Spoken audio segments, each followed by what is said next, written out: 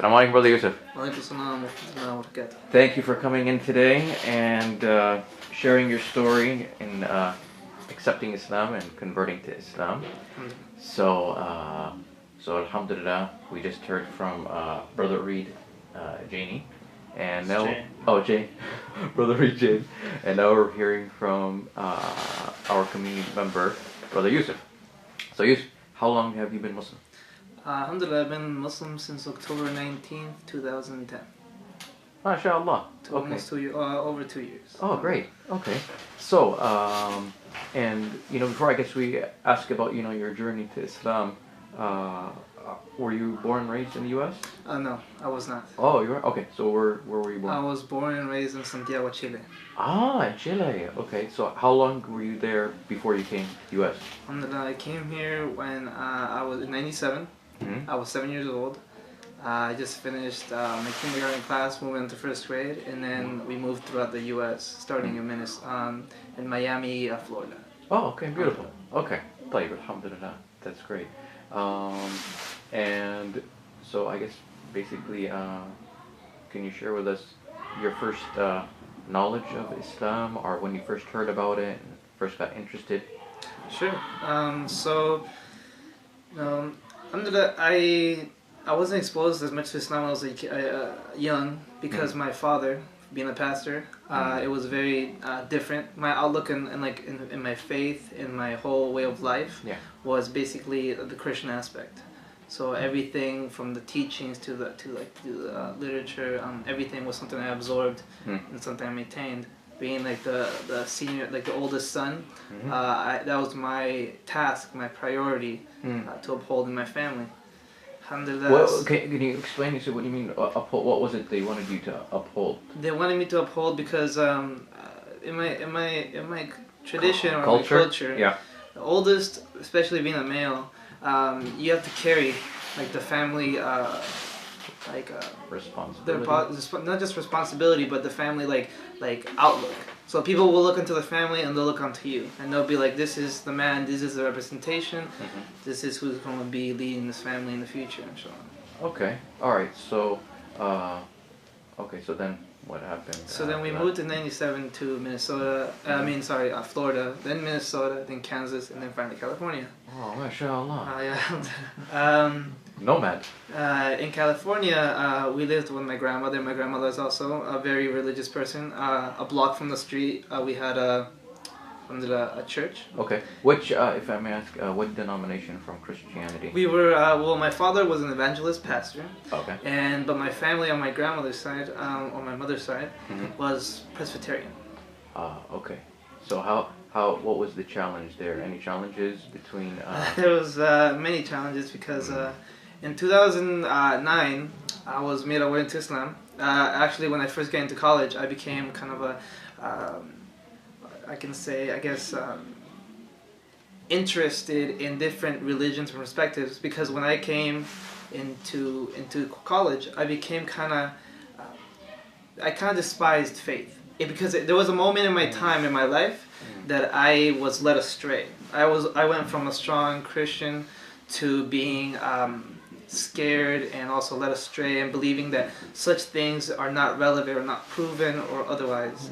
So in college, I studied a lot of faith and also studied a lot of science, and I would always rebuttal or argue with certain religious groups to the point where they would leave campus. When you say leave campus, what do you mean? For example, there was one. I can remember a time where there were Scientologists, and they always they have something called stress meter. So what they do is they ask you a myriad of questions, and those questions relate to your past or anything that has to do with personal problems or anything like that. And then it seems like you're stressed. Now, obviously, when they ask you such questions, there's going to be some tension growing. And then they tell you afterwards, you ask for answers, and they tell you have to read this book. And for me, I was like, if this is faith, if it's something you have to buy your way into, then what's the point? Anybody can buy their way into. Last second, faith isn't something is relevant. Until one day, a sister asked me what I thought about Islam. She was a sister with hijab, and at that time, I knew nothing about Islam. And then she told me, she's like, "What do you think about Islam?" And I responded with a kind of like a non-objected reply, like, well, this is, I know nothing. And then she replied, well, can you make any assumption? Can you make anything like that that you would think or you would want to think? And I was like, if it's something that I am irrelevant of or I am unaware of, I cannot imply like my answer. I can't really state something that I'm not aware of. But I can assure you I'll study it. So, actually, this was the first masjid I went to get a book. Here? Sheikh Anwar. Yeah, Sheikh I came, Dr. Anwar. Yeah. I asked him, I came to him, I was like, I would like to get some books on Islam. And he asked me, he's like, why are you interested? And I was like, I don't know anything about Islam. Some of my friends are Muslim, and I would like to learn more. He's like, okay, here, you have it. And so I did. I took some, and then I went to Fremont, Talif. It's not a masjid, but it's a community area for Muslims. And I also took some books from them, and I read it. Now, in a scientific method, or in a scientific arena, like you are faced with questions, and when you have an answer to this question, it's like a light bulb. But as these answers like transgressed into my feelings, into my way of thought, it wasn't like an aha moment. It was more like something that kind of laid itself like above, like a blanket, above like a question, and became answer. Right. So that was how Islam came into me. I just slowly started to feel my faith kind of, like I guess, recollect itself. Okay, so when you said blanket, that's an interesting perspective. Can you kind of more maybe describe what that meant? Well, it's not something that did you feel like some spirit? Was it like a spiritual awakening or a spiritual envelopment? I think it was a spiritual resurrection.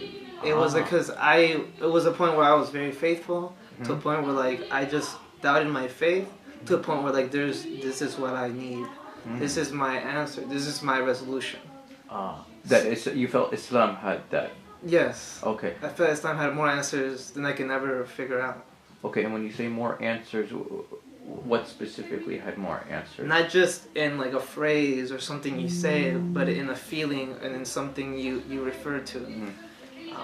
So when you say more answers, is it like after? I mean, did you read booklets, or was it the Quran? I mean, I read booklets and things like that. But I mean, for example, one of my favorite verses from the Quran is Al-Baqarah 2:115, which is where you stand in the east or in the west, there is the face of Allah. Now, when I was a Christian, one of my favorite verses from the Bible was Psalms 23:1, which is the Lord is your shepherd and you shall not be in want. So basically, this idea where you need nothing else but Allah, God, Dios, whatever you want to call him. This is His love, His mercy, and through the Quran, through what I've learned in Hadith, sayings from the Prophets, and also through the Quran and through people, a conversation or sheikhs that I've met, it's always been much more feeling than just something implied, something that's just said. It's been an experience, basically. Beautiful. Okay, so I guess in brief, when was it that you decided, or what was the deciding factor that made you say that you want to become Muslim? When I became a Muslim, when I took my Shahada, I was wearing shorts and I was wearing earrings. I didn't know that this journey was going to be like as it turned out. I never knew it was going to change to the man I am today, alhamdulillah. But all I can say is that I at that time, it wasn't that I expected greatness, but it was a great feeling. Beautiful. So I guess, so it was something, internal and something from the unseen, because we know in the Quran God talks about, those who believe in the unseen. So I guess, so it's the unseen virtues that was dear to you. And slowly after that, it became a matter of, it never became a matter of why, because when people resort to religion, they always ask why. It no longer became that, it became when. Beautiful. Thank you, Brother Yusuf, and inshallah, Hopefully we will hear more from you, and Inshallah. hopefully from the community. And thank Inshallah. you for sharing your story. Thank you. Assalamu alaikum. Wa alaikum assalam wa rahmatullah.